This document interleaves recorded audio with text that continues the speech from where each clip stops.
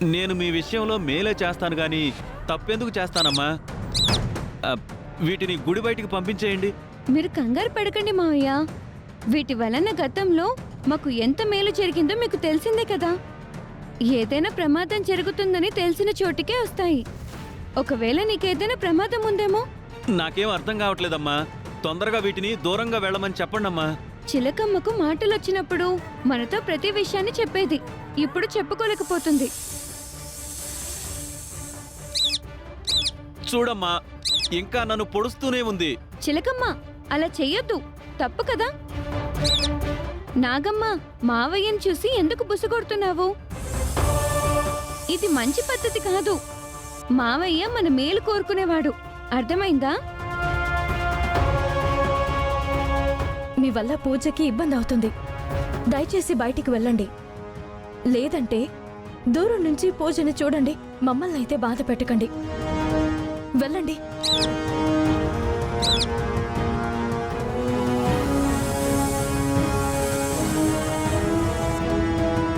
అమ్మయ్యా, వీళ్లకు అనుమానం రాకుండా బయటపడ్డాను.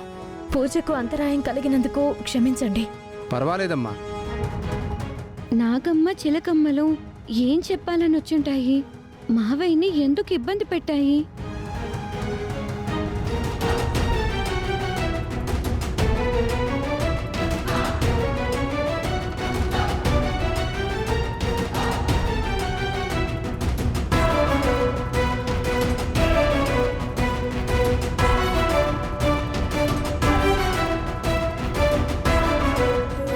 అయ్యా, యాగం చివరి ఘట్టానికి చేరుకుంది. ఈ పూర్ణాహుతిని సమర్పించండి.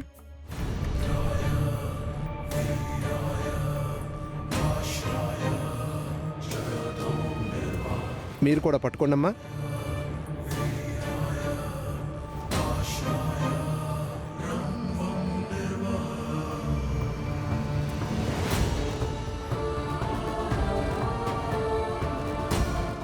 యాగం పూర్తయిందే. అక్షయును ఎత్తుకుపోవడానికి సమయం ఆసన్నమయ్యింది. 3 సార్లు ఆత్మప్రదక్షిణలు చేసుకొని మీ మనసుల్లో ఏదైనా ఉంటే మొక్కుకోండి. దాంతో ఈ యాగం సమాప్తం అవుతుంది.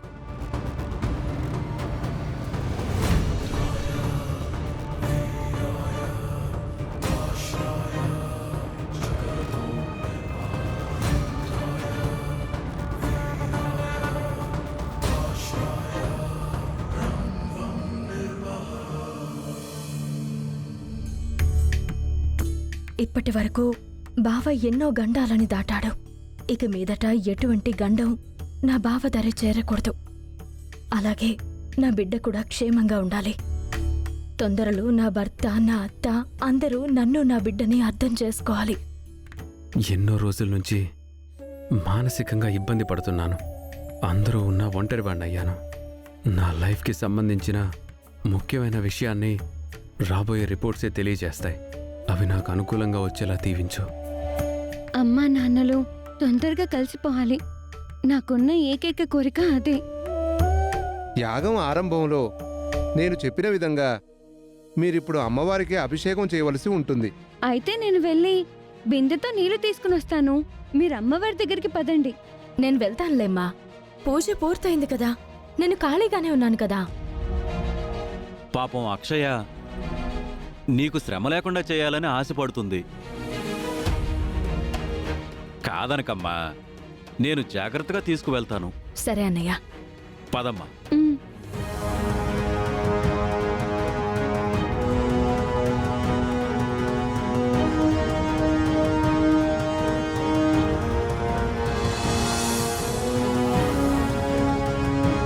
ఈ మధ్య గుడిలో దొంగతనాలు బాగా జరుగుతున్నాయి. కాస్త దూరం నుంచి కనిపెడదాం. Okay sir. అలా వెళ్ళో రౌండ్ వేసి వద్దాం, పద.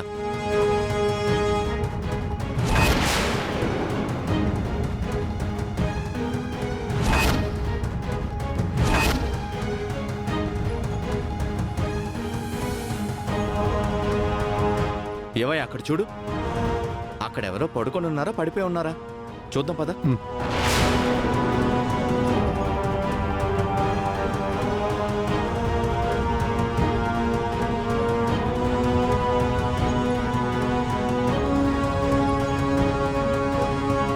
ఇదేంటయ్యా ఇక్కడ పాము చిలక ఉన్నాయి? పాము కాటేసి ఉంటుందంటారు సార్? పాము కాటేస్తే ఈ పాటికి నోటి నుండి నొరగొచ్చి ఉండదు కదా. అలాగే పాము కాటేసిన ఘాట్లు కనిపించేవి, అలాంటివేం లేవుగా. అవును సార్. మరి ఇవి ఇక్కడెందుకున్నాయి? ఈమె ఎందుకు అలా పడుకుంది? ముందు పాము చిలకని తరిమేస్తాను సార్, తర్వాత ఆమె దగ్గరికి వెళ్ళి కండిషన్ ఏంటో చూద్దాం. సరే. Show show show. ఆ, ఆ, మనల్ని కాటేసేలా ఉంది సార్. ఈమె సంగతి ఏంటో తెలుసుకుందాం పద. ఏమా, ఎక్స్క్యూజ్ మీ, ఎవరు నువ్వు? సార్, చనిపోయిన శవంలో ఉలుకు పలుకు లేకుండా పడింది సార్. Something is wrong. శ్వాస ఆడడం లేదయ్యా. చనిపోయినట్టుంది సార్. ఎవరైనా చంపేసి ఇక్కడ తెచ్చి పడేసి ఉంటారు. అయితే గుర్తు తెలియని శవం కింద గవర్నమెంట్ హాస్పిటల్ మార్చరీకి పంపిద్దామా సార్? అంతా వింతగా ఉందయ్యా. ఈ పాము వల్ల ఏదైనా హాని జరిగిందా లేదంటే బయట వాళ్ళ పనా అర్థం కావటం లేదు. ముందు గుళ్ళోకి వెళ్ళి ఎంక్వైరీ చేద్దాం, ఆ తర్వాత బాడీని ఏం చేయాలో మనం ఆలోచిద్దాం. హ్మ్. పద.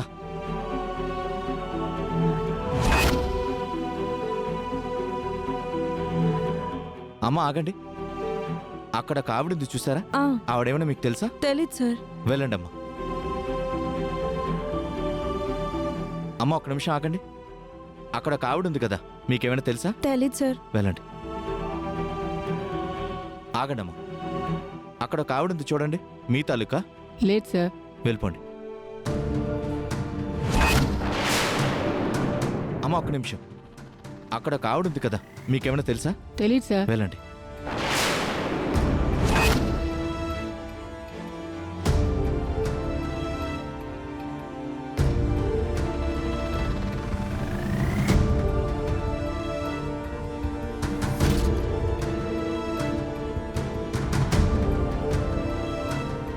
అక్షయ కోనేరు దగ్గర నుంచి నీళ్లు తీసుకుని తిరిగి అమ్మవారి అభిషేకం దగ్గరకు చేరుకునే లోపు గుడికి సంబంధించిన వేరే మార్గం నుంచి అక్షయను తీసుకుని బయటకు వెళ్ళిపోవాలి.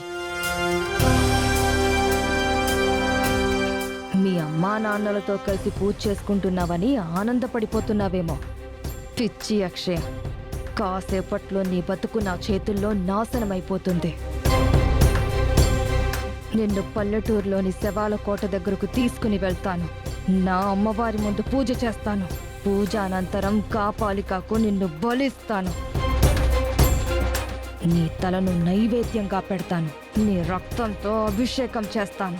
ఆ తర్వాత నా రూపం మారుతుంది. ఈ కూష్మాండ ఇదివరకట్లా మగ రూపంలో సంచరించగలుగుతాడు.